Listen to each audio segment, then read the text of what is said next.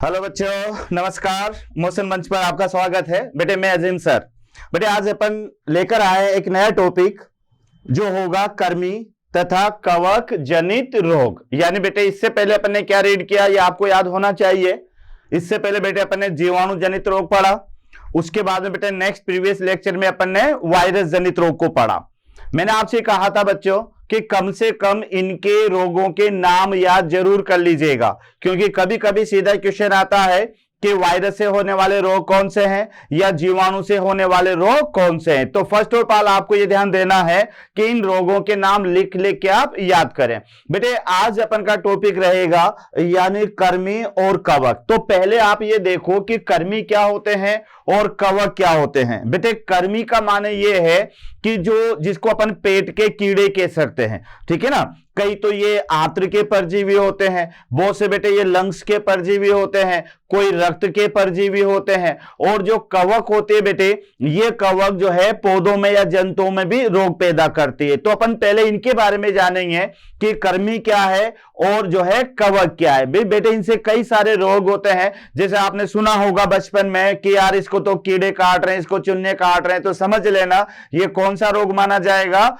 ये कर्मी जनित रोग माना जाएगा। उसके बाद में बेटे जैसे कि दांत का खुजली हो जाती है तो डॉक्टर कहता है कि यार इसको तो फंगल इन्फेक्शन हो गया, तो ये फंगल इन्फेक्शन भी क्या है, ये कवक जनित रोग है। तो आपके एनसीईआरटी के अकॉर्डिंग अपन यहां पर लेंगे, तो उससे पहले बेटे अपन यहां पर लेंगे कि जो है ये कर्मी क्या होते हैं। तो बेटे कर्मी एक वर्म होते हैं जो कि दो फाइला के अंदर ये आते हैं, एक तो प्लेटीहेल्मिन्थेस होता है और एक एस्के हेल्मिन्थेस होता है वहां पर। और इनका बाहरी आवरण पर मोटा टेगुमेंट आवरण होता है जिसे प्रतिरोधी आवरण भी अपन यहां पर कहते हैं।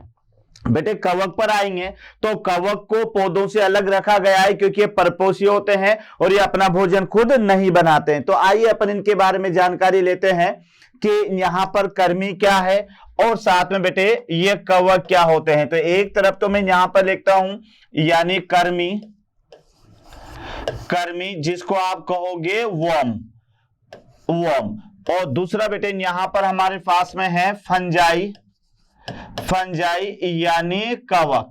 तो इनके बारे में थोड़ी सी जानकारी ले लें कि बेटे कर्मी क्या है। तो कर्मी ध्यान रखना है, एक तो ब्रांच होती बेटे हेलमिन्थोलॉजी, हेलमिन्थोलॉजी। तो इसका मतलब होता है कर्मियों का अध्ययन, कर्मियों का अध्ययन। यानी जितने भी वर्म होते हैं इन वर्म की जो स्टडी की जाती है ये स्टडी कहलाते बेटे हेलमिन्थोलॉजी। इन्हें शामिल किया जाता है बेटे जितने भी काम आते हैं वह एक तो प्लेटीहेल्मिन्थेस के अंदर ये लिए जाते हैं, प्लेटीहेल्मिन्थेस, प्लेटीहेल्मिन्थेस, और साथ में यहां पर ये एस्की हेल्मिन्थेस, संघ के सदस्य, संघ के सदस्य। तो ये याद रखना बेटे कि ये जो यहां पर कर्मी होते हैं, वर्म होते हैं, इनके स्टडी को तो हेलमिन्थोलॉजी कहेंगे। और ये चपटे कर्मी और गोल कर्मी संघ जो होता है उसके सदस्य होते हैं।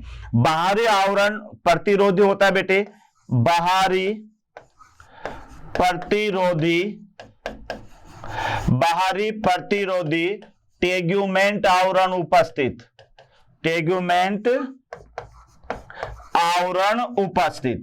तो ये थोड़ा सा ध्यान रखें कि बेटे यहां पर ये जितने भी परजीवी वर्म्स होते हैं इनकी बाहरी सतह पर एक मोटा क्यूटिकल का बना प्रतिरोधी आवरण पाया जाता है और उस आवरण को कहते हैं टेग्यूमेंट। अब आपको बेटे यहां से एक क्वेश्चन बन सकता है कि जैसे एस्केरिस है ना, टीन या सोलियम है, ये बेटे मानव की आंत्र में पाए जाते हैं। क्लियर। अब देखिएगा कि मानव बेटे जब मांस को पचा जाता है ना, मांस को पचा जाता है तो फिर ऐसा क्या कारण है कि ये जो कर्मी मानव की आंत में होते हुए भी ये पचते नहीं है। तो इसका सीधा सा कारण है कि जितने भी परजीवी जो मानव की आंत्र में पाए जाते हैं बेटे इनकी सतह पर मोटी क्यूटिकल का एक प्रतिरोधी आवरण पाया जाता है और उस प्रतिरोधी आवरण को कहते हैं टेगुमेंट आवरण।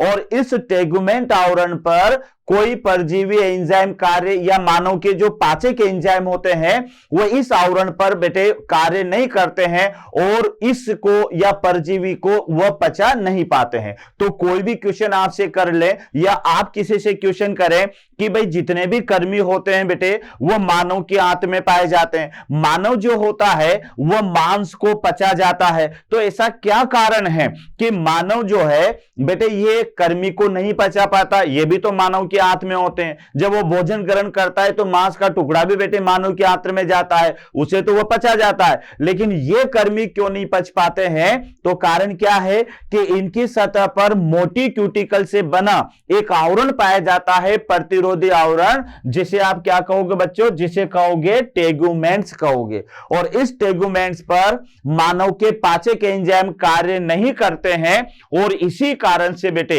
ये मानव के आंत्र में सुरक्षित रूप से बना रहता है। तो ये इनका कर्मियों का क्या माना जाता है? परजीवी अनुकूलन माना जाता है। उसके अलावा बेटे वहां से ब्लड को जो है क्या कहते हैं, शक करने के लिए इनमें चूसक पाए जाते हैं, यानी चूसक व हुक उपस्थित, चूसक व हुक उपस्थित, यानी बेटे मानव के आंत्र में ये पाए जाते हैं और वहां से ये ब्लड को या पचे पचाए भोजन को है ना ग्रहण करने के लिए इनकी सतह पर एक तो चूसक पाए जाते हैं जिनकी सहायता से मानव के आंत्र में चिपक जाते हैं। उसके अलावा बच्चों इनमें हुक्स भी पाए जाते हैं जो आंत्र को भेद करके वहां से ये ब्लड को या जो है वहां पर जो भी मटेरियल होता है उसे रिसीव करते हैं। तो इस तरह से आपको याद हो जाना चाहिए, ये तो है बेटे कर्मी। तो कर्मी एक छोटे छोटे लंबे पतले धागे के जैसी रचनाएं होती है, उन्हें कर्मी कहा जाता है। ये ध्यान रखना बच्चों, एस्के हेलमिंथेस और प्लेटी-हेलमिंथेस संघ के सदस्य होते हैं। दूसरी बात आपको याद रखनी है कि इनकी सतह पर मोटा क्यूटिकल का प्रतिरोधी आवरण होता है, इस कारण से यह परपोषी की आंत्र में होते हुए भी ये वहां पर पचते नहीं है, क्योंकि जो परपोषी के पाचक एंजाइम होते हैं, होस्ट के जो पाचक एंजाइम होते हैं वो इन पर कार्य नहीं कर पाते हैं। उसके अलावा इनके सिरे पर चूसक पाए जाते हैं जिनकी सहायता से ये चिपकते हैं, वरना तो एलिमेंट्री कैनाल में बेटे गति होती है तो ये बाहर आ जाना चाहिए फेकल मैटर के साथ में, लेकिन चूसकों की वजह से बाहर नहीं आ पाते। इनमें हुक्स होते हैं बेटे जिनकी सहायता से यह आंत्र में घाव उत्पन्न करके वहां से ब्लड या लसिका को ग्रहण करते हैं। तो ये तो आपके पास में हो गया बेटे कर्मी। अब बात आ गई कि फंजाई क्या होती है, यानी फंगस क्या होती है। तो बेटे इसको एक जो है किंगडम, इसका जो किंगडम है, जिस किंगडम में इसको रखा जाएगा, इसका जगत जो होगा ये जगत बेटे फंजाई होगा। ये छोटा जगत है याद रखना, और पहले पुराने जगत में इसको पौधा ही माना जाता था, लेकिन बाद में वैज्ञानिकों ने क्या देखा कि कुछ पौधे ऐसे होते हैं बेटे जिसमें हरित लवक नहीं पाया जाता है, वो अपना भोजन खुद नहीं बनाते हैं, उनकी कोशिका भित्ति काइटिन की बनी होती है, उनका संचित भोजन ग्लाइकोजन है और वह अधिकतर परपोषी होते हैं या रोगकारी होते हैं, तो फिर उन्हें कहा गया कवक। तो ये जो कवक होते हैं बेटे, एक तो याद रखना इनके अंदर क्या नहीं होगा, क्लोरोप्लास्ट, यानी इनके अंदर आपको हरित लवक इसमें क्या होगा, यानी अनुपस्थित। तो पहले आप तो याद रखना बेटे कि जितने भी कवक होते हैं तो इन कवकों में हरित लवक नहीं पाए जाता।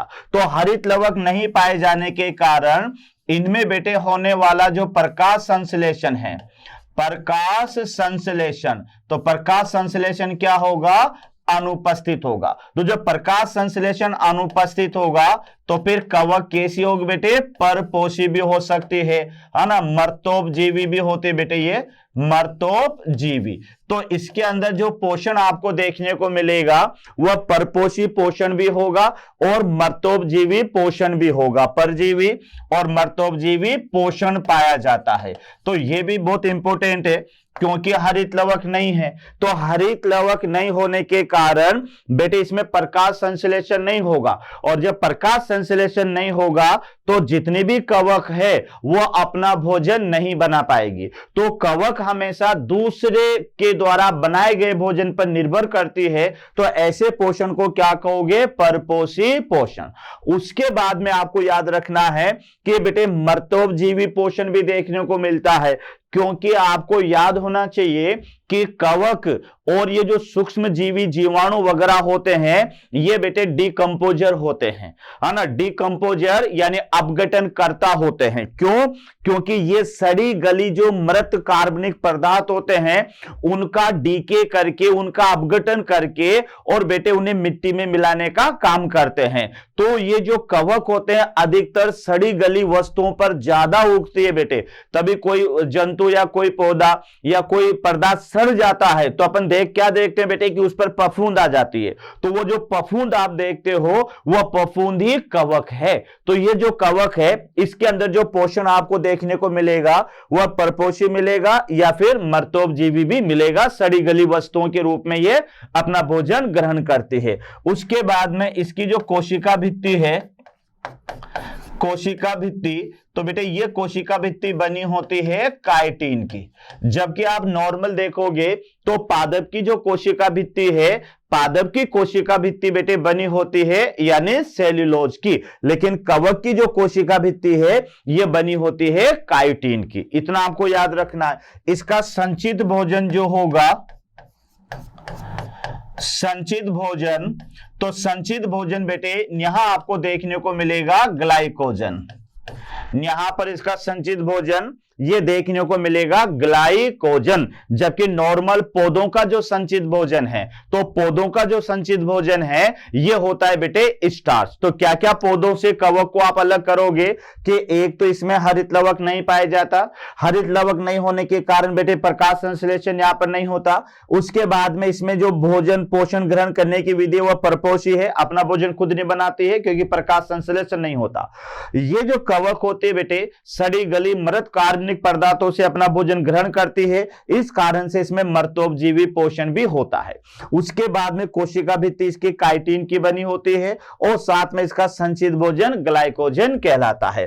कवक का जो शरीर होता है ये बेटे एक जाल के रूप में होता है जिसे माइसीलियम कहते हैं। माइसीलियम यानी इसको कहोगे कवक जाल, इसको आप कहोगे कवक जाल। तो इस तरह से बच्चों ये मैंने आपको थोड़ा सा डिस्क्रिप्शन दे दिया कि कर्मी क्या होते हैं और कवक क्या होते हैं। अब आइएगा अपन देखते हैं इनके द्वारा होने वाले रोग। तो आगे बढ़ते हैं बेटे। तो सबसे पहले यहां पर आया है हमारे पास में यानी कर्मी जनित रोग। तो पहला पार्ट हम यहां पर अपन ले लेते हैं। तो ये होगा हमारे पास में कर्मी जनित रोग। यहां पर पहला अपन ले रहे हैं बच्चों और ये होगा कर्मी जनित रोग। मैंने आपको बता दिया कि कर्मी क्या होते हैं बेटे, एक छोटे छोटे वर्म लाइक संरचनाएं होती है जो कि चपटे कर्मी यानी प्लेटी हेलमिंथेस और एस्के हेलमिंथेस के सदस्य होते हैं। तो आइए इसमें कौन कौन से रोग यहां पर होते हैं। तो सबसे पहला रोग है यानी एस्केरियासिस। एस्केरियासिस बहुत ही कॉमन रोग है बेटे। जैसे मान लेते हैं कभी कभी अपन मजाक में नहीं बोल देते क्या, अरे यार तुझे चुन्ने काट रहे हैं क्या। तो चुन्ने काट रहे का मतलब ये है कि उसके पेट में कुछ कीड़े हैं। जैसे छोटे बच्चे होते हैं बेटे, तो छोटे बच्चों के अंदर ये वर्म्स पड़ जाते हैं, तो जब वो उन्हें काटते हैं तो बच्चा कितना रोता है याद रखना। तो फिर एक मेडिसिन आते हैं एबेंडाजोल वगैरह, वो बच्चे को पूरी की पूरी पिलाई जाती है। तो ये जो रोग है, अब जो एस्केरियासिस से होगा उसे एस्केरियासिस कह देंगे, है ना। कोई सिस्टोसोमा से होगा तो सिस्टोसोमेसिस कह देंगे, कोई टीनिया से होगा तो टीनेसिस कह देंगे। तो बेटे ध्यान रखना कर्मी के नाम के आधार पर ही इनका रोग का नाम होता है। तो पहला रोग आपके सामने आता है एस्केरियासिस, यानी इसे आप याद रख सकते हैं एस्केरियासिस। एस्केरियासिस। तो एस्केरियासिस का जो कोज या फिर इसका जो पैथोजन होगा बेटे ये होगा एस्केरिस लंबरिकोइड, जिसे आप क्या कहोगे, इसे गोल कर्मी भी कहते हैं। गोल कर्मी यानी इस तरह से ये धागे के जैसा होता है बेटे गोल कर्मी, या फिर इसे आप कहोगे धागा कर्मी। गोल कर्मी भी आप कह सकते हो या क्या कह सकते हो, धागा कर्मी। तो याद रखिएगा एस्केरियासिस पहला रोग बच्चों आपके सामने आया है। देखो ये रोग हैं, ये आपको याद करने होंगे, लिख लिख के याद करने होंगे तब याद होगा। तो पहला रोग का क्या नाम याद है? एस्केरियासिस। तो बेटे एस्केरियासिस ये किससे होगा? एस्केरिस से होगा। अगर पूरा नाम याद नहीं भी हो तो बेटे याद रखना ये किससे होगा? एस्केरिस से होगा। लेकिन इसका पूरा नाम आपको याद रखना है, और ये इसका पूरा नाम है एस्केरिस लंबरिकोइड। एस्केरिस लंबरिकोइड, है ना। इसमें बेटे ध्यान रखना कि नर थोड़ा छोटा होता है, मादा थोड़ी बड़ी होती है। और एस्केरिस को गोल कर्मी भी कहते हैं या धागा कर्मी भी कहते हैं, क्योंकि इसका जो शरीर होता है ना, ये लंबे धागे के समान होता है। तो इसका खोज क्या हुआ बच्चों? एस्केरिस लंबरिकोइड, यानी धागा कर्मी या गोल कर्मी। अब देखो, क्योंकि मैंने आपसे क्या कहा कि जितने भी कर्मी जनित रोग होते हैं वह अधिकतर दूषित जल या भोजन या फिर जो है दूषित जो है क्या कहते हैं बेटे मांस वगैरह, ये खाने से ये रोग फैलता है। तो इस रोग का जो मेन है वह आंत में जाकर ये जाएगा, और वहां बेटे यह आंत में घाव उत्पन्न कर देता है। और जब आंत में घाव उत्पन्न कर देता है तो फिर क्या होता है बच्चों कि वहां पर जो है खून यानी मल के साथ में खून भी बाहर आने लगता है, भोजन करने की क्षमता में गिरावट आती है, शरीर कमजोर होता है और बुखार वगैरह ये आ जाता है। और बेटे यहां अगर आपने कभी एस्केरिस पढ़ा हो तो ये हमारे शरीर में 10 से 15 दिन का भ्रमण दर्शाता है। सबसे पहले क्या होगा बच्चों कि हमारी आंत में इसमें निषेचन होगा। निषेचन होते ही वहां पर जाइगोट बनेगा, है ना, जाइगोट, है ना, यानी एम्ब्रियोनेटेड अंडा बनेगा। वह मल के साथ में वो अंडे बाहर आ जाते हैं बेटे, और बाहर आने के साथ ही फिर वापस किसी मिट्टी वगैरह के साथ में वापस मनुष्य के अंदर आ जाते हैं। मनुष्य के अंदर आकर बेटे आंत्र से पहले वो लिवर में जाते हैं, है ना, फिर लिवर से बेटे वो जो है ब्लड के माध्यम से हृदय में जाते हैं, और हृदय से बेटे वो फेफड़ों में जाते हैं, और फेफड़ों से होते हुए वो वापस बेटे आंत्र में आ जाते हैं। तो एस्केरिस जो होता है वो एक पोषदीय जंतु है, और उसका एक ही पोषद है, और वो पोषद है मनुष्य। तो ये मोनोजेनिक होस्ट है, ये भी याद रखना बेटे, यानी एक पोषदीय जंतु है, ये याद रखना, यानी ये है मोनोजेनिक। मोनोजेनिक, तो ये ध्यान रखना, एस्केरिस जो होता है बच्चों ये मोनोजेनिक होता है। ये अपना जीवन चक्र केवल एक ही पोषद में पूरा करता है, और उस पोषद का नाम है मनुष्य। लेकिन ये शरीर में जब घूमता है तो बेटे कई जगह पर जाकर ये मर जाता है, तो वहां पर ये जहरीले पदार्थ छोड़ता है, तो वो और ज्यादा खतरनाक इसके जो है क्या कहते हो जाता है। इसका परिवर्तन अप्रत्यक्ष होता है, क्योंकि इसमें कई सारे लार्वा भी पाए जाते हैं, जैसे रेमडीफॉर्म लार्वा होता है, इसका जो है सेकेंडरी लार्वा, टर्सरी लार्वा या चतुर्थ लार्वा और पांचवा लार्वा। तो इसका जो दूसरा लार्वा है वो सबसे खतरनाक लार्वा माना जाता है बेटे, ये इसके जीवन चक्र में बताया जाता है। तो यहां आप देख लें कि अब इस रोग के लक्षण क्या है। तो पहला लक्षण क्या है कि मानव की छोटी आंत्र, ये याद रखना बेटे, मानव की छोटी आंत्र का परजीवी है, बड़ी आंत्र का नहीं है। किसका है? छोटी आंत्र का, यानी आपको इलियम में मिल सकता है या जेजुनम में मिल सकता है या ग्रहणी में मिल सकता है। तो एस्केरिस जो होता है बेटे वो मनुष्य की छोटी आंत्र का परजीवी है, यानी ये कहां पर रहेगा? ये मानव की छोटी आंत्र में पाया जाएगा। लेकिन बेटे इसके आंत्र में तो ये रहेगा, लेकिन ये पचेगा क्यों नहीं? तो फिर मैंने आपको क्या कहा था कि इसके ऊपर देह भित्ति पर एक मोटा क्यूटिकल का प्रतिरोधी आवरण मिलता है। उस आवरण को आप क्या कहोगे? तो उसका नाम है टेग्यूमेंट। और उस आवरण के कारण मानव के पाचक एंजाइम उस पर कार्य नहीं करते हैं, और यह आंत्र में रहते हुए भी ये जिंदा रहता है, पचता नहीं है। तो ये इसका क्या हो गया? परजीवी अनुकूलन हो गया। लेकिन अब ये जब आंत्र में पाया जाएगा तो बेटे यह आंत्र में क्या करेगा? घाव उत्पन्न कर देगा, जिन्हें आप अल्सर कहोगे, है ना। आंत्र में ये घाव उत्पन्न कर देगा, और घाव यानी छाले उत्पन्न कर देगा। तो फिर बेटे क्या होगा कि छालों से खून बाहर आएगा, या उन अल्सर से खून बाहर आएगा। तो जब अल्सर से खून बाहर आएगा तो उसके दस्त के साथ में बेटे खून भी आएगा, तो फिर यहां पर मैंने आपको बता रखा है कि खूनी दस्त है ना, इसको ब्लडी स्टूल कहते हैं, यानी मल के साथ में खून बाहर आना, और साथ में क्या होगा, यानी बुखार आ जाएगा, क्योंकि जब घाव होंगे बेटे आंत्र में तो बुखार आना तो स्वाभाविक है। उसके बाद में आंत्र में जो घाव होंगे तो उन घावों से बेटे खून भी बाहर आने लगता है, तो मल के साथ में खून बाहर आने लगेगा। उसके बाद में जब आंत्र में घाव उत्पन्न हो जाएंगे तो भूख में कमी आएगी, भूख में कमी भी आएगी, और साथ में अरक्तता भी होगी, जिसको कहेंगे एनीमिया, एनीमिया यानी ब्लड की कमी। अरक्तता का माने होगा बेटे ब्लड की कमी, ब्लड की कमी। तो ये थोड़ा सा आप याद रखें कि अरक्तता का माने जब लगातार खून बहता रहेगा बेटे तो फिर उस व्यक्ति में रक्त की कमी भी आ जाती है।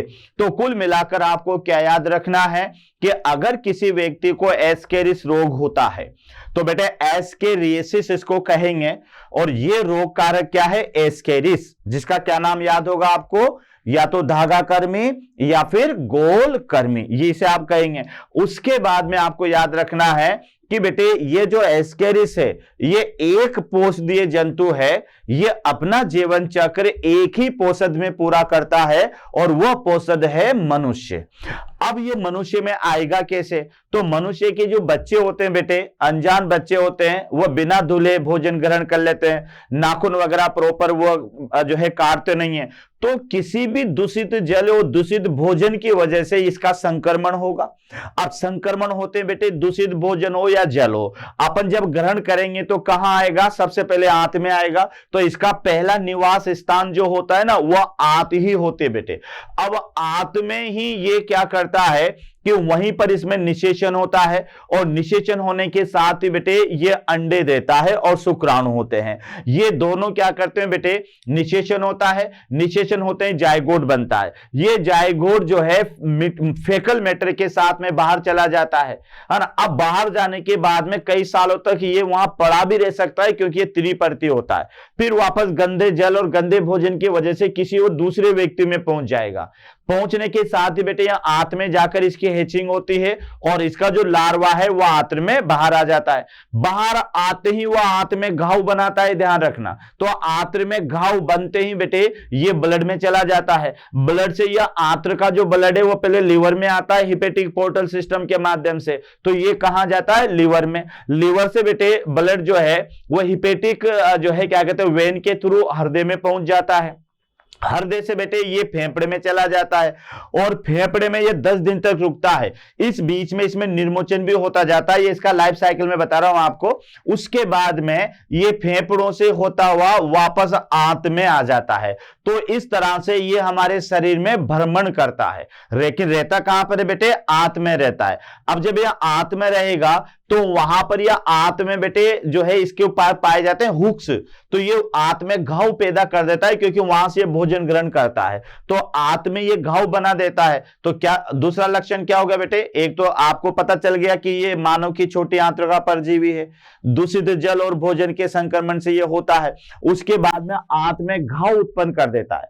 जब आंत में ये घाव उत्पन्न करेगा तो बेटे क्या होगा, वहां से खून बाहर आना शुरू हो जाएगा, और जब आंत में खून बाहर आएगा तो फेकल मैटर जब इस आंत से गुजरेगा तो उसके साथ साथ में रक्त भी बाहर आएगा बेटे, तो फिर अपन इसको कहेंगे खूनी दस्त, कि यानी दस्त के साथ में बेटे खून भी बाहर आता है। जब लगातार खून बाहर आता रहेगा तो बेटे क्या होगा, शरीर में रक्त की कमी हो जाएगी, यानी एनीमिया या रक्त अल्पता भी इससे देखने को मिलती है। तो ये पहली बीमारी थी हमारे पास में, और उसका नाम है बेटे एस्केरियोसिस। अब दूसरी बीमारी है तो उस बीमारी का नाम है एलिफेंटिएसिस या फाइलेरियोसिस। देखो बच्चों, यानी क्या नाम है, एलिफेंटिएसिस। एलिफेंट का माने सभी को पता है ना, हाथी होता है। तो और दूसरा है फाइलेरियोसिस, क्योंकि एक कर्मी होता है फाइलेरियल कर्मी, उस कर्मी से बीमारी होती है इस कारण से तो इसको फाइलेरियसिस कहते हैं। और बेटे इस बीमारी में दोनों जो पांव होते हैं या जिस पांव में भी ये बीमारी होती है वो सूजकर हाथी के पांव के जैसा हो जाता है, तो इस कारण से इसको हाथी पांव रोग भी कहते हैं या फिर एलिफेंटियासिस भी कहते हैं। लेकिन मैं आपको बता दूं कि हाथी पांव रोग में हाथी का कोई लेना देना नहीं है। ऐसा मत समझ लेना कि हाथी में होने वाला रोग हाथी पांव रोग कहलाता है। बेटे होता मनुष्य के पांव में है, लेकिन मनुष्य के पांव में सूजन आ जाती है और सूजन आने के साथ ही बेटे यह हाथी के पांव के जैसा लगता है, तो इस कारण से इसको कहा जाता है हाथी पांव रोग। अब ये रोग का कारण क्या है, ये क्वेश्चन भी कई बार आता है ना। रोग का कारक तो बेटे यहां पर है वाउचेरेरिया बैंक्रोफ्टाई, या फिर इसे आप क्या कहोगे, या फिर इसे कहा जाता है बेटे फाइलेरियल कर्मी। इसको कहा जाता है फाइलेरियल कर्मी। यानी बेटे इसके दो नाम हैं, एक तो वाउचेरिया बैंक्रोफ्टाई या फिर इसे क्या कहोगे फाइलेरियल कर्मी। तो ये एक बार और देख लें, कई बार क्वेश्चन आ गया बच्चों ये कि हाथी पांव रोग किससे होता है। तो ये आप ध्यान से देख लें कि बेटे हाथी पांव जो रोग है वह किससे होता है, वाउचेरिया बैंक्रोफ्टाई। नाम थोड़ा सा बड़ा है, हिंदी में लिख लेना वाउचेरिया बैंक्रोफ्टाई, या फिर ये याद नहीं हो तो बेटे याद कर लेना फाइलेरियल कर्मी। नाम थोड़ा सा अजीब है, फाइलेरियल कर्मी। तो एक बार फिर अपन रिपीट करें कि हाथी पांव रोग, ये रोग बेटे कौन से रोग कारक से होता है, तो ये कर्मी है, कर्मी है बेटे ध्यान रखना। और ये एस के हेलमेंथीज में आने वाला कर्मी है, ध्यान रखिएगा। तो उसका नाम है वाउचेरिया बैंक्रोफ्टाई या फाइलेरियल कर्मी। फाइलेरियल कर्मी के कारण ही इस बीमारी का दूसरा नाम है फाइलेरियसिस। अब ये जो कर्मी है बेटे ये एक वाहक से फैलता है और उस वाहक का नाम है क्यूलेक्स मच्छर। तो ये भी थोड़ा सा याद रखना कि हाथी पांव रोग जो होता है ये क्यूलेक्स मच्छर के द्वारा भी फैलता है। अब देखो बेटे इस बीमारी का पहला लक्षण है कि लसिका गांठों व लसिका वाहिनियों में सूजन आती है। हमारे अंदर बेटे लसिका वाहिनियां पाई जाती है, लसिका गांठें पाई जाती है ना। लसिका वाहिनियां जैसे मैंने कहा था कि लसिका उत्तक की बनी होती है और जिन वाहिनियों के अंदर लसिका बहता है उन्हें लसिका वाहिनियां कहते हैं, जिनके अंदर ब्लड बहता है उन्हें रक्त वाहिनियां कहते हैं। तो लसिका वाहिनियां बेटे ये सूजन आ जाती है और इस कारण से क्या होता है उसके जनन अंग भी प्रभावित होते हैं, यानी जनन अंगों के अंदर भी बेटे उनका विकास पूर्ण नहीं हो पाता है। ये जनन अंग भी क्या होते हैं, अल्प विकसित हो जाते हैं। और इस बीमारी में पांव में सूजन आ जाती है, यानी कैसे हो जाते हैं बेटे, हाथी के समान पांव, हाथी के पैर के समान, हाथी के पैर के समान। तो ये थोड़ा सा याद रखना कि पांव में सूजन आ जाती है और पांव में सूजन के कारण बेटे जो इसके पैर होते हैं वो सूजकर हाथियों के पैर के जैसे दिखाई देते हैं। हालांकि इतने मोटे तो नहीं होते हैं,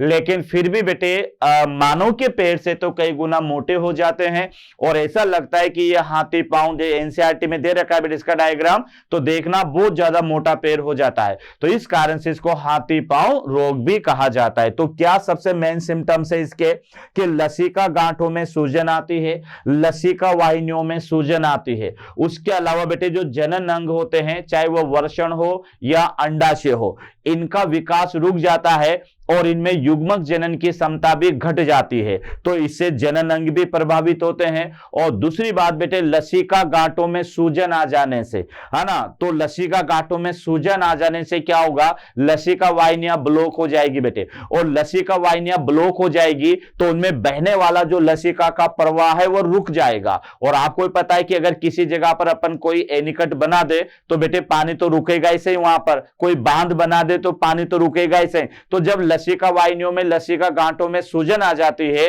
तो लसिका गांठें लसिका वाहिनियों की दीवारों में पाई जाती है। तो लसिका गांठों में सूजन आ जाने से लसिका वाहिनियों में ब्लॉकेज आ जाएंगे और लसिका का प्रवाह रुक जाएगा। और लसिका के प्रवाह के रुक जाने से बेटे ये पांव में सूजन आना शुरू हो जाती है और ये जो पांव होते हैं वो सूजकर मोटे मोटे हो जाते हैं, जिसे हाथी पांव रोग या हाथी पांव के जैसा पैर अपन कहेंगे। तो ये हमारे पास में दूसरी बीमारी थी जिसका नाम है एलिफेंटिएसिस।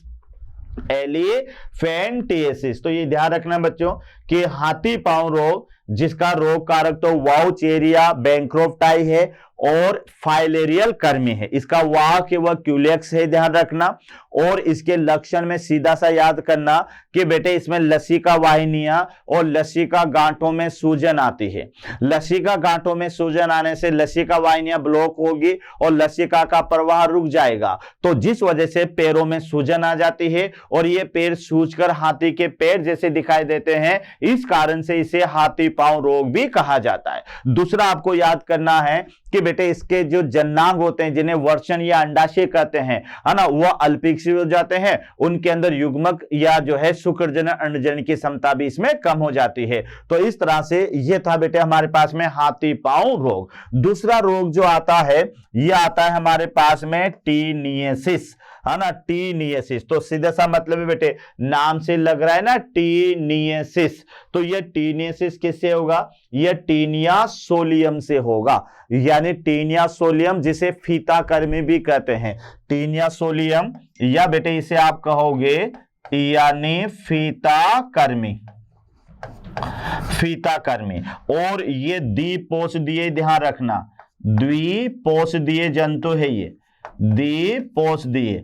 तो द्विपोषदीय में इसका जो प्राइमरी होस्ट है ये तो है बेटे मनुष्य, है ना, प्राइमरी होस्ट तो मनुष्य है। और इसका जो सेकेंडरी होस्ट है ये है बेटे सुअर, सुअर। तो ये थोड़ा सा याद रखना, यानी इसका वाहक कौन है? पिग है।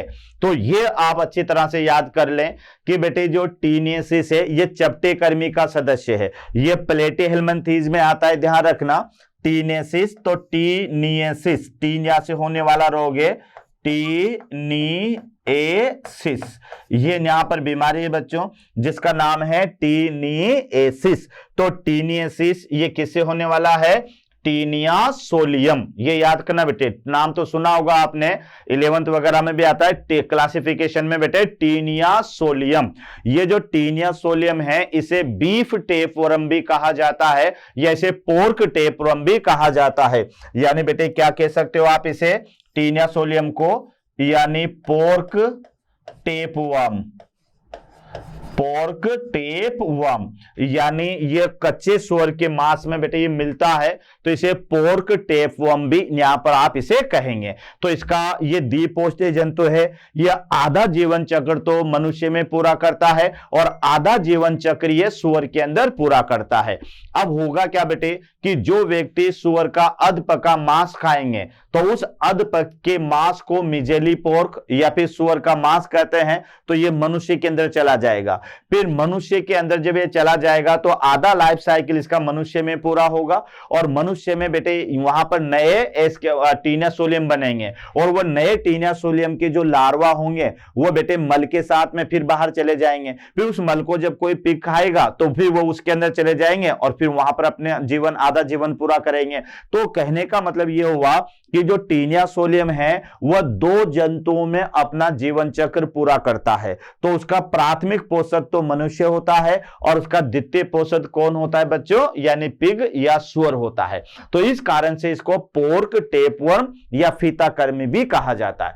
अब जैसा मैंने कहा कि इस रोग में भी क्या होगा, तो बेटे वही मानव की आंत्र का परजीवी, यानी जो भी ध्यान रखना, जैसे मान लेते हैं कि कोई व्यक्ति ने सुअर का मांस को खाया, तो बेटे मांस को खाया तो वह कहां जाएगा? आंत में जाएगा। अब देखो कि व्यक्ति मांस को तो पचा जाएगा लेकिन बेटे इस परजीवी को नहीं पचा पाएगा। इसका कारण क्या बताया था मैंने आपको? इसका कारण यह था बच्चों कि वही इसके ऊपर भी क्या होगा कि वही मोटी क्यूटिकल का प्रतिरोधी आवरण पाया जाएगा और मोटी क्यूटिकल के प्रतिरोधी आवरण के कारण, मोटी क्यूटिकल के प्रतिरोधी आवरण के कारण मानव के पाचक एंजाइम इसे नहीं पचा पाएंगे। तो मांस तो पच जाएगा और ये स्केरिस वहां पर, ये टीनिया सोलियम वहां पर रह जाएगा। तो ये आपको कहां मिलेगा?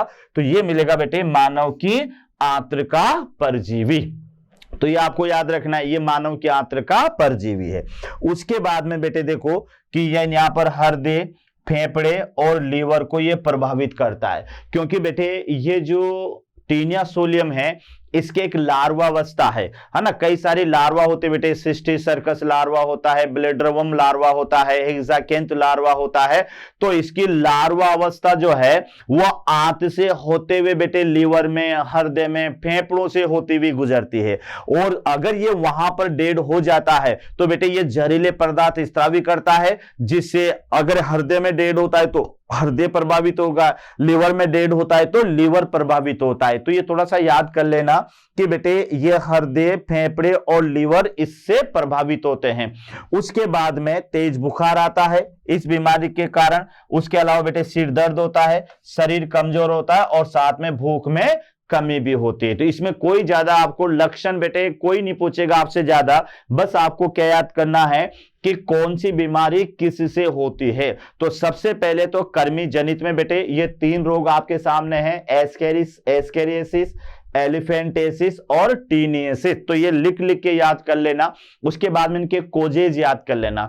एस्केरियासिस एस्केरिस के द्वारा, है ना, एलिफेंटेसिस वाउचेरिया के द्वारा, और बेटे जो है हमारे पास में टीनेसिस तो टीनिया के द्वारा। टीनेसिस में बेटे इतना याद करना कि इसमें भी ये भी मानव की आंत्र में पाया जाएगा, ये भी आपको याद रखना है। और साथ में बेटे इससे इसका जो लार्वा होता है ना वो खतरनाक होता है। लार्वा ब्लड के माध्यम से बेटे ये हृदय में, फेफड़े में, लिवर से होकर गुजरता है। अगर गलती से कोई लार्वा इसका वहां पर डेड हो गया, जैसे लिवर में आया, लिवर में डेड हो गया, तो ये जहरीले पदार्थ छोड़ता है, इस वजह से बेटे लिवर में सूजन आ जाएगी। फेफड़े में गया, अगर वहां डेड हो गया तो वहां जहरीले पदार्थ छोड़ेगा तो फेफड़ों में सूजन आ जाएगी, तो फिर व्यक्ति को बहुत ज्यादा हानि उठानी पड़ती है। तो इससे प्रभावित जो अंग है वो हमारे हृदय हो सकता है, फेफड़ा हो सकता है और लिवर हो सकता है। उसके बाद में बेटे आंत्र में तो ये रहेगा ऐसे। तो आंत्र में जब ये रहेगा तो बेटे जो है भोजन करने में कमी आ जाएगी, और जब भोजन प्रॉपर नहीं कर पाएगा तो भी बेटे उसका शरीर कमजोर हो जाएगा, भूख में कमी आएगी, और इस कारण से सिर दर्द और जो है बुखार वगैरह भी इसमें बना रहता है। तो इस तरह से ये 3 डिजीज तो आपको यहाँ याद करनी है। पहला एस्केरियासिस, दूसरा एलिफेंटेसिस और तीसरा क्या है बच्चों, टीनेसिस। छोटा एक और इसके डिजीज है वो देख लेते हैं। अगली जो बीमारी है ये है बेटे यहाँ पर नारू रोग, है ना, नारू रोग। इसको ड्रैकन कुलेसिस भी कहते हैं, नारू रोग, या फिर इसे कहा जाता है बेटे ड्रैकन कुलेसिस। ड्रैकनकुलेसिस यानी बच्चे अगर आप किसी से पूछोगे तो पहले दीवारों पर यह लिखा होता था कि नारू रोग बताओ और 50 रुपए पाओ। मतलब कोई व्यक्ति अगर नारू रोग बता देगा तो गवर्नमेंट उस जमाने में उसको 50 रुपए या 100 रुपए देती थी। तो ये दीवारों पर स्लोगन लिखा होता था। लेकिन अब बेटे ये रोग लगभग नहीं पाया जाता है।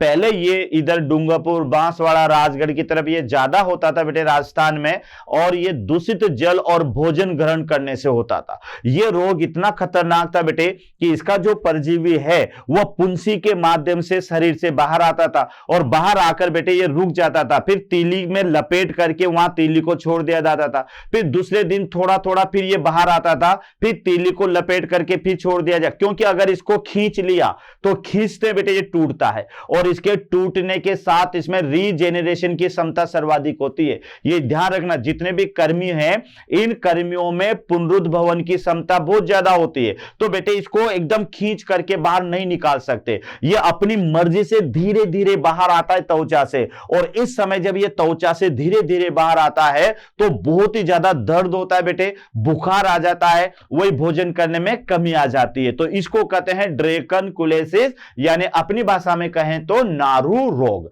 अब नारू रोग होगा किससे, तो इसका कोज है बेटे ड्रैकनकुलस मेडिनेंसिस, यानी यहां पर इसको आप हिंदी में याद करें तो इस तरह से याद कर लें, ड्रैकनकुलस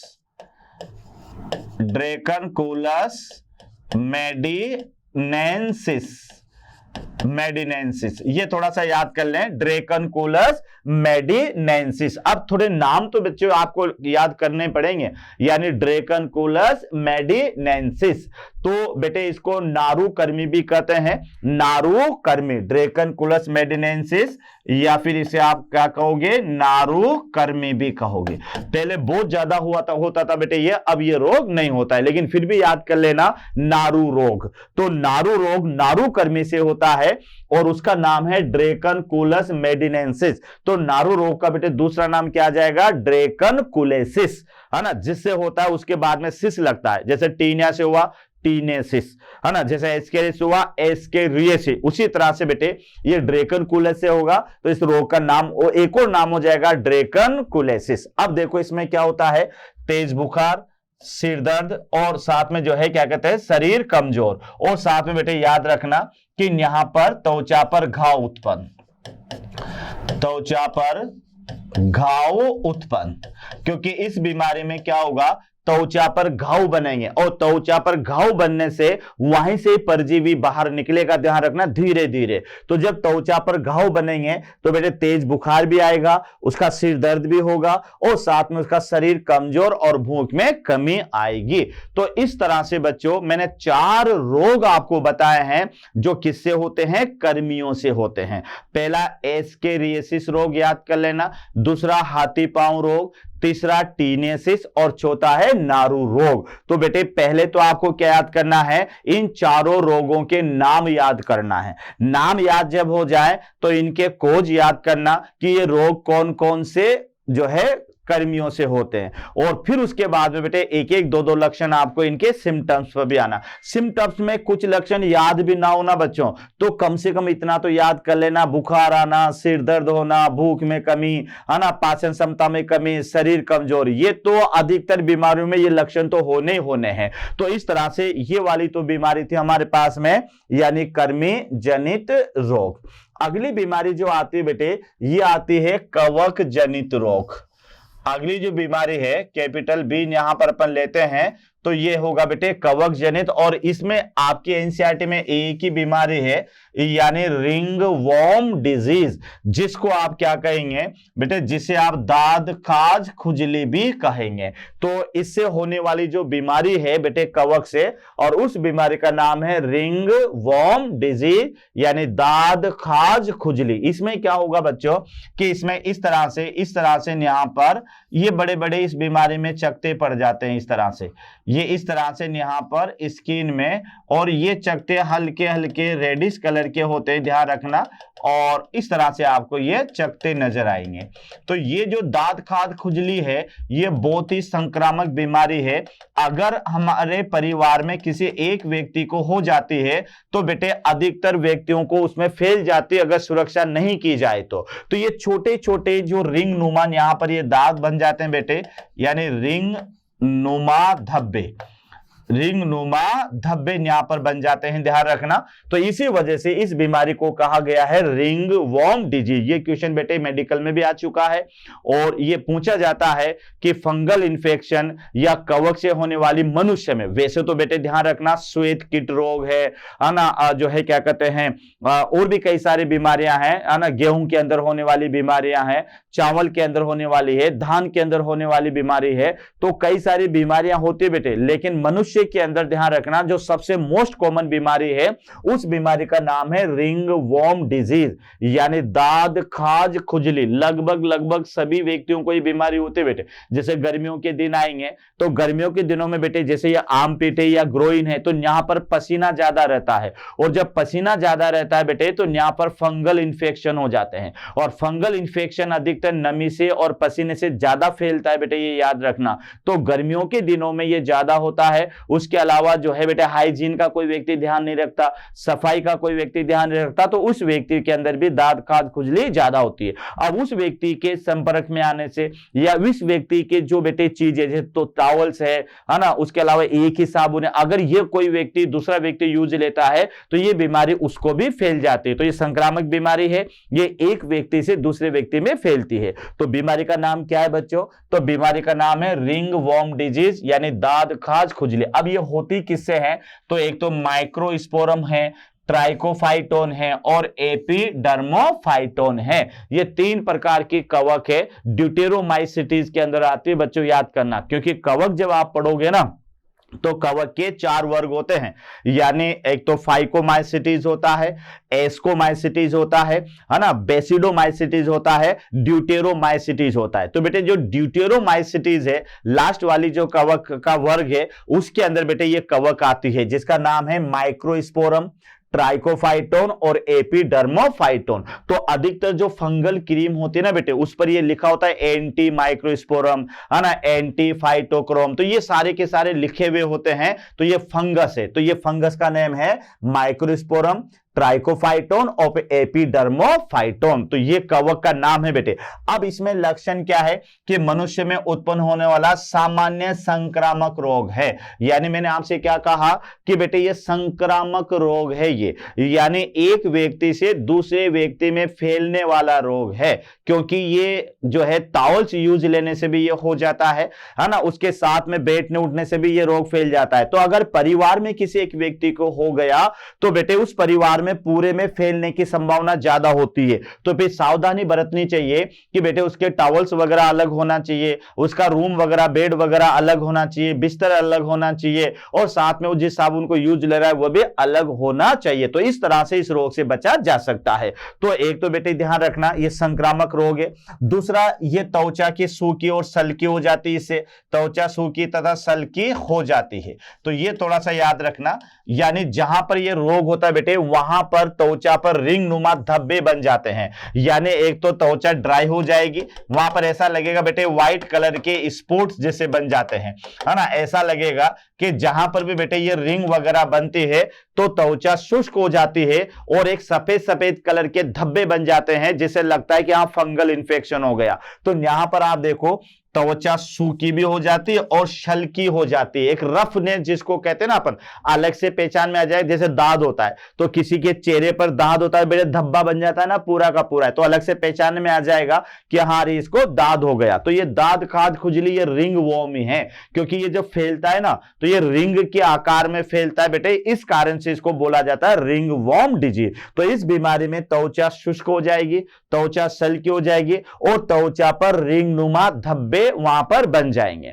साथ में आपको याद रखना ये गर्मी या नमी से ये अधिक संक्रमण होता है। जैसा मैंने आपसे कहा बेटे कि अधिकतर दाद खाज खुजली जो होती है ये बेटे गर्मी के समय ज्यादा होती है, क्योंकि गर्मी के समय पसीना ज्यादा आता है और पसीने से बेटे फंगस का जो संक्रमण है या इसके फैलने की जो क्षमता है वो ज्यादा हो जाती है। तो अधिकतर बेटे नमी या फिर जैसे मान लेते गर्मी में पसीना आता है तो पसीना अगर ग्रोविन और यहां पर ज्यादा आता है बेटे तो वहां पर फंगस इंफेक्शन होने का खतरा भी ज्यादा रहता है। तो ये आपको याद रखना है कि ये गर्मी या फिर नमी से ये बीमारी ज्यादा होती है और इस बीमारी में त्वचा में खुजली उत्पन्न होती है ना, खुजली, गाना तो सुना होगा ना, खुजली खुजली खुजली। तो ये ध्यान रखना बेटे ये वह खुजली तो नहीं है, पता नहीं किसके ऊपर उसने गाना बनाया, लेकिन आप तो याद रखना कि बेटे इस बीमारी के अंदर व्यक्ति जैसे बात करता जाएगा फिन्या खुजाली, तो समझ लेना कि यार इसको रिंग वॉर्म डिजीज हो गई है,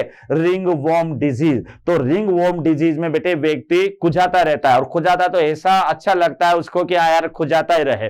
तो ये थोड़ा बीमारी है बेटे, ये संक्रमित बीमारी है, इसे बचकर रहना चाहिए। और अगर बाय द वे ये बीमारी हो जाए तो तुरंत स्किन डॉक्टर से आपको कंसल्ट करना है और नॉर्मल ट्रीटमेंट होता है, ये सही भी हो जाते हैं, लेकिन उसके बावजूद बेटे फिर सफाई का पूरा ध्यान रखना इसमें चाहिए। तो ये बेटे कवक जनित रोग है जो आपके एनसीईआरटी में एक ही कवक रोग दे रखा है और उस कवक रोग का नाम है यानी रिंग वॉर्म डिजीज, जिसको आप कहोगे दाद खाज खुजली, जिसका रोग कारक है माइक्रोस्पोरम ट्राइकोफाइटोन। लक्षण आप बेटे ध्यान रखना, मैंने आपसे क्या कहा कि लक्षण को ज्यादा रटने की कोशिश मत करना, धीरे धीरे आपको याद हो जाएंगे। अब जैसे मान लो दाद खाज खुजली, तो यार इतना तो तुम याद कर सकते हो कि दाद खाज खुजली में क्या होगा बेटे, त्वचा पर खुजली उत्पन्न हो जाएगी, त्वचा पर धब्बे बन जाते हैं, वहां की त्वचा शुष्क हो जाएगी, है ना, वहां की त्वचा जो है शल्की हो जाएगी। उसके अलावा बेटे ये जो दाद खाज खुजली है ये तापमान में या गर्मी के समय ज्यादा फैलती है और ये एक अत्यधिक संक्रामक रोग है जो एक व्यक्ति से दूसरे व्यक्ति में फैलता है। तो इस तरह से बच्चों यहां पर अपन ने पढ़ा यानी जो है संक्रामक रोग, आपके एनसीईआरटी में संक्रामक रोग की डिटेल दे रखी है बेटे, तो ये अपने यहां पर कंप्लीट कर ली। और इनको अपने किन किन के माध्यम से पढ़ा, पहले जीवाणु जनित रोग पढ़ा, फिर इसके बाद में वायरस जनित रोग पड़ा, उसके बाद में बेटे अपने जो है वायरस के बाद में जो है प्रोटोजोआ जनित रोग पड़ा, फिर कर्मी जनित रोग पड़ा और फिर पड़ा अपन ने यानी कवक जनित रोग। अब आइएगा आप ये देखते हैं इन बीमारियों से कैसे बचा जा सकता है, प्रिवेंशन क्या है, यानी बेटे प्रिवेंशन क्या है। तो अगला टॉपिक हमारा शुरू होता है और ये टॉपिक रहेगा यानी prevention and control of disease, यानी रोग की रोकथाम व नियंत्रण, रोग की रोकथाम और नियंत्रण। तो याद रखना बेटा रोगों की रोकथाम, रोगों की यानी यहां से आपको याद रखना है रोगों की रोकथाम या फिर इसको क्या बोलोगे नियंत्रण। तो इसमें आपको क्या क्या ध्यान रखना है बेटे, इसमें सारे के सारे जो पॉइंट लिखे हुए हैं ये पॉइंट बेटे आप सबको भी याद है। जैसे अपन रोगों को कैसे बचाया जा सकता है, रोगों से कैसे बचा जा सकता है, तो सबसे पहले अपन क्या करें अपनी स्वच्छता का ध्यान रखेंगे, है ना। रोगों से बचने का तरीका बता रहा हूं बेटे, सबसे पहले अपन स्वच्छ रहेंगे, अपन जो है हेल्दी फूड ग्रहण करेंगे, है ना। उसके अलावा वैक्सीनेशन हमारा होना चाहिए। उसके अलावा बेटे जैसे कई सारे रोग जो वाहक के माध्यम से फैलते हैं, जैसे कीट है, तो पानी वगैरह कूलरों में है, गड्ढों में या घर के आसपास पानी इकट्ठा नहीं होने देना चाहिए ताकि वहां पर कोई मक्खी मच्छर पैदा ना हो। उसके अलावा बेटे जो है पर्टिकुलर कोई बीमारी हो जाए तो उसका ट्रीटमेंट तुरंत करवाना चाहिए। तो ये सारी चीजों से अपन रोगों को जो है रोक भी सकते हैं और उन पर नियंत्रण भी कर सकते हैं। तो आइए इसमें पहला टॉपिक दे रखा है बेटे रोगों की रोकथाम के लिए व्यक्तिगत तथा जन स्वास्थ्य बनाए रखना। ये ध्यान रखना बेटे जन स्वास्थ्य या स्वच्छता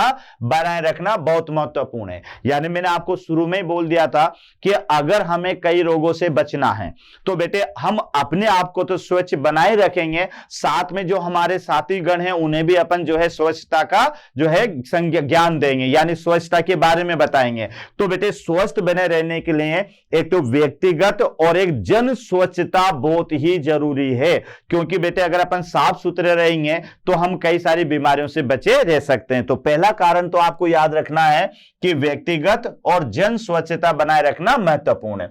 उसके बाद में बेटे व्यक्तिगत स्वच्छता में शरीर को साफ रखना आता है, पीने के पानी स्वच्छ और खाना फल सब्जियां आदि को शामिल किया जाता है। यानी हम अपने आप को व्यक्तिगत स्वच्छ कैसे रखेंगे, तो बेटे पीने का पानी हमारा स्वच्छ होना चाहिए, जिस भोजन को ग्रहण कर रहे हैं वह भी स्वच्छ होना चाहिए, भोजन में बेटे हमारे फल और सब्जियां जो है वह भी होना चाहिए, तब जाकर अपन अपने आप को व्यक्तिगत रूप से स्वच्छ बनाए रख सकते हैं। तो क्या क्या बताया बेटे मैंने कि व्यक्तिगत स्वच्छता यहां टोटल खेल स्वच्छता का है और कीटों से बचाव का है, क्योंकि अपन ने हेडिंग क्या डाला रोगों की रोकथाम और उस पर नियंत्रण। तो रोगों की रोकथाम के लिए बेटे स्वच्छता सबसे बड़ा कारण है, सबसे बड़ा इसका उपाय है कि अगर आप स्वच्छ रहेंगे तो आप स्वस्थ रहेंगे।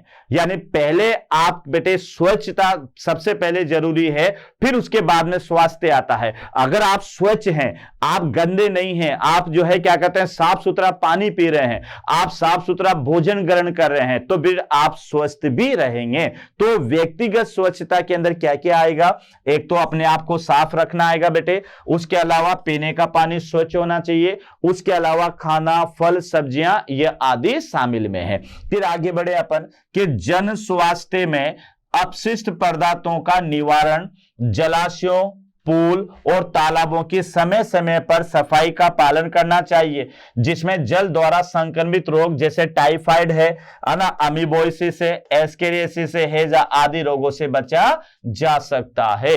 तो एक बार फिर आप देख लीजिएगा बेटे कि जन स्वास्थ्य में, अब जन स्वास्थ्य में क्या करना चाहिए कि जन स्वास्थ्य में बेटे जो अपशिष्ट पदार्थ हैं, जो अपशिष्ट पदार्थ हैं उनका निवारण सही तरह से होना चाहिए। गया जमाना बेटे जो पहले लोटा लेकर भागते थे, अब ऐसा नहीं होता है ना। अब तो जो है क्या कहते हैं बेटे चेंबर्स वगैरह बनाए जाते हैं और उस अपशिष्ट पदार्थ का निवारण सिटी से बाहर जो है किसी जगह पर जो है मशीनों के माध्यम से कर दिया जाता है और खाद बना ली जाती है। तो बेटे जो अपशिष्ट पदार्थ है उनका निवारण सही तरह से होना चाहिए। उसके अलावा जो हमारे घरों में बेटे बड़े बड़े पूल होते हैं या घरों के आसपास तालाब होते हैं या हमारे घरों में मछलियों के एक्वेरियम होते हैं, तो बेटे इनकी समय समय पर सफाई करते रहना चाहिए, क्योंकि अगर अपन इनमें सफाई नहीं करेंगे तो कई प्रकार के मच्छरों के लार्वा यहां पर उत्पन्न हो जाएंगे, कई प्रकार के जो है कीट वहां पर उत्पन्न हो जाएंगे और उनके माध्यम से कई सारे रोग होते हैं, जैसे टाइफाइड है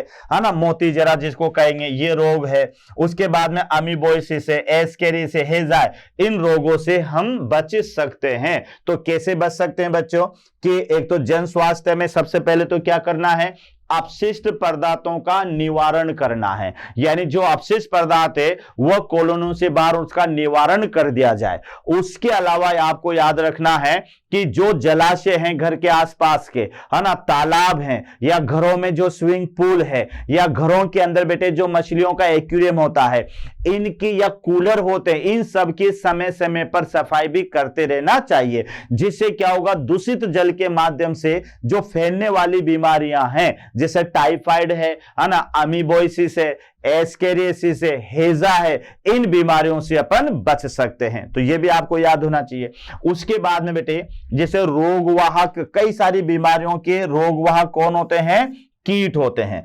तो कीटों के प्रजनन पर नियंत्रण करके कीटों द्वारा संचित रोग जैसे कि मलेरिया है ना, हाथी पांव रोग है, डेंगू आदि से बचा जा सकता है। तो बेटे यहां भी आप देख लो कि रोगवाहक अगर कीट हैं तो कीटों से अगर अपन उनके प्रजनन पर कंट्रोल कर लें, जैसे बेटे कीट क्या होते हैं, जैसे हमारे घरों में बहुत दिनों से कूलर में पानी भरा हुआ है ना, बहुत दिनों से टायर है उसके अंदर पानी भरा हुआ है, नारियल बेटे नारियल के खोखे जो होते हैं उनके अंदर पानी भरा हुआ रहता है, तो लंबे समय तक अगर अपन यहां पर पानी भरकर रखेंगे तो जो मच्छर होते हैं वहां पर बेटे अंडे देकर उनसे लार्वा उत्पन्न हो जाते हैं और यही लार्वा नए मच्छरों को फिर जन्म देते हैं। तो अपन को क्या करना है कि इनके इस प्रजनन को रोकना है। अब प्रजनन को कैसे रोकना है, कोई इनके गोलियां नहीं खिलाई जाएगी कॉन्ट्रासेप्टिव की, इनका प्रजनन रुक जाएगा।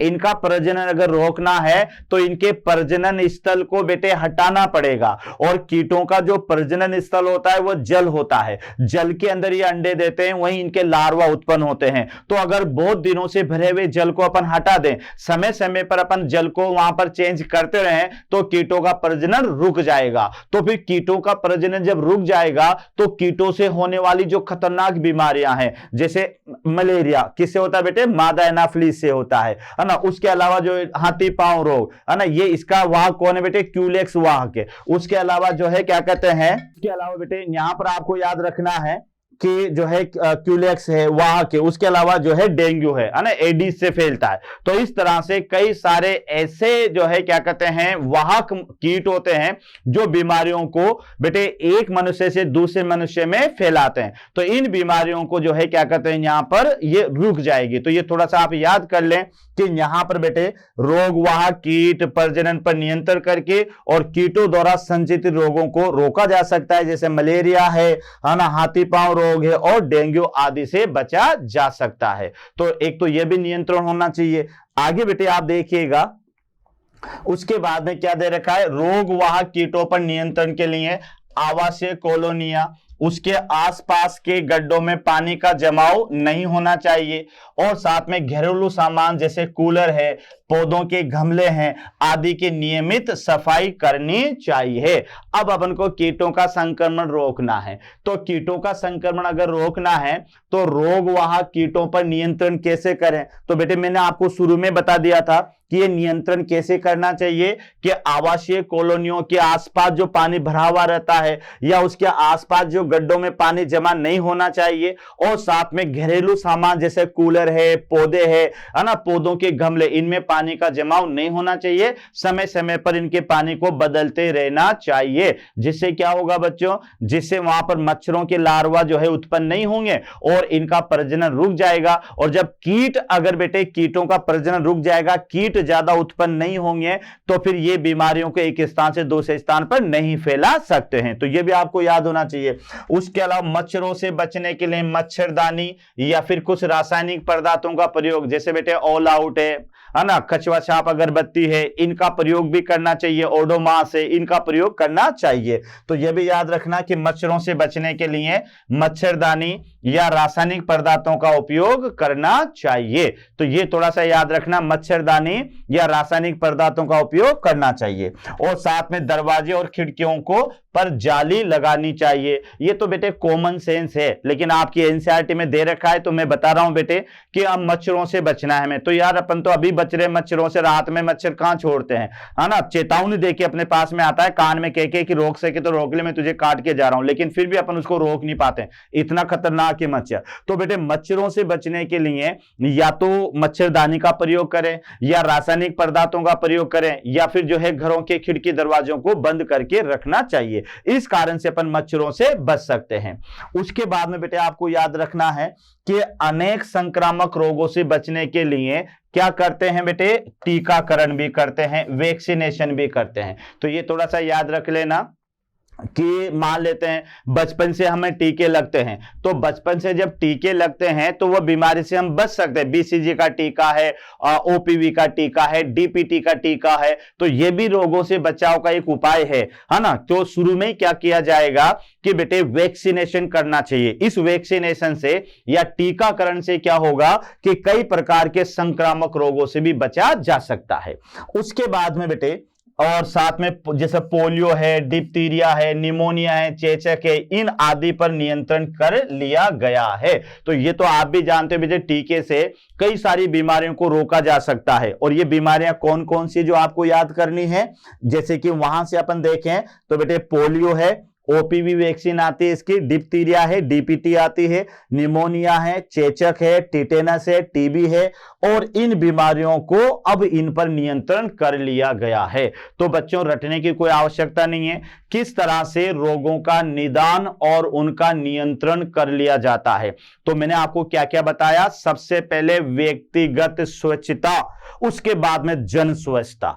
अगर बेटे हम स्वच्छ हैं तो हम स्वस्थ हैं, है ना, ये ध्यान रखना। तो व्यक्तिगत स्वच्छता किसके कारण आएगी कि पीने का पानी स्वच्छ हो, हमारा जो है भोजन वह स्वच्छ हो, भोजन में फल सब्जियां हो, तो बेटे ये हम जन जो है स्वास्थ्य हमारा सही रहेगा। उसके अलावा जन स्वास्थ्य बेटे किसके ऊपर डिपेंड करता है कि जन स्वास्थ्य बेटे जो आसपास का वातावरण वह साफ सुथरा हो, जो अपशिष्ट पदार्थ हैं उनका निवारण बेटे जो है ठीक तरह से हो जाना चाहिए, और आसपास के गड्ढों में, आसपास के जो बेटे तालाब वगैरह होते हैं उनकी समय समय पर सफाई होना चाहिए। हमारे घरों में जो कूलर वगैरह होते हैं, पौधों के जो गमले होते हैं, इनकी समय समय पर सफाई होना चाहिए। तो इस तरह से बेटे जो बीमारियां कीटों से फैलती है, तो कीटों से फैलने वाली जो बीमारियां वो रुक जाएगी, क्योंकि अगर कीटों का प्रजनन स्थल अपन जो है वो बिगाड़ दे बेटे, तो फिर कीट वहां पर जनन नहीं कर पाएंगे, तो कीटों की संख्या में कमी आएगी और कीटों से होने वाले जो संक्रामक रोग है वह नहीं हो पाएंगे।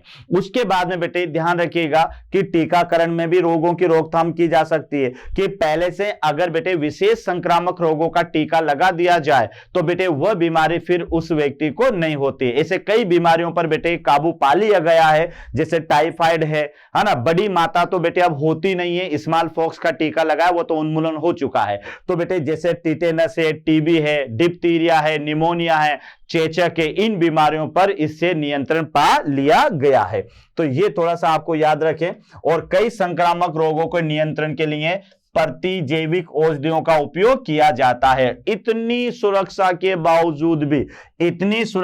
बावजूद भी यानी एंटीबायोटिक ड्रग्स, तो इतनी सुरक्षा के बावजूद भी अगर बेटे कोई बीमारी हो जाती है तो फिर क्या इलाज है, या फिर तो डॉक्टर को दिखाना पड़ेगा, और डॉक्टर को दिखाने के साथ ही बेटे अपन क्या करते हैं, वो एंटीबायोटिक हमें देता है। तो फिर अंत में तो बेटे यही है कि अगर इतने उपायों के बावजूद भी कोई बीमारी हो जाती है तो फिर एंटीबायोटिक औषधि आती है जिनके माध्यम से उस बीमारी को ठीक किया जा सकता है। तो इस तरह से बेटे ये था हमारे पास में रोग का निदान और उसका नियंत्रण। तो इसी के साथ में बच्चों मोशन मंच की ओर से आपको एक बार फिर धन्यवाद। स्वस्थ रहें और हमेशा हेल्दी रहें बेटे। टॉपिक ही स्वच्छता का चल रहा है, तो टॉपिक के मान सम्मान में अपने आप को भी स्वस्थ बनाए रखें। अच्छा खाएं, अच्छा पिएं बेटे, कॉन्टामिनेटेड नहीं खाएं और अपने आप को स्वच्छ बनाए रखें, क्योंकि आपको याद है ना कि व्यक्तिगत स्वच्छता भी रोगों पर नियंत्रण का एक उपाय है। अगर बेटे हम स्वच्छ हैं तो हम स्वस्थ रहेंगे, ध्यान रखिएगा, और जो है और को भी अपन स्वस्थ बनाए रखेंगे। तो बेटे आज का टॉपिक यही था, जिसका जो है टॉपिक था बेटे हमारा, यानी कृमि और कवक जनित रोग। ओके बेटे, तो इसको ठीक से पढ़ें और अच्छे से पढ़ें और स्वस्थ रहें। Thank you. आशा करता हूं हमारे टॉप एजुकेटर का यह लेक्चर आपको पसंद आया होगा। अगर पसंद आया है तो वीडियो को लाइक करिए, चैनल को सब्सक्राइब करिए और शेयर भी करिए, क्योंकि ज्ञान बांटने से बढ़ता है और सही बताऊं तो पुण्य भी मिलता है। मुझे सुनने के लिए बहुत बहुत धन्यवाद। Thank you.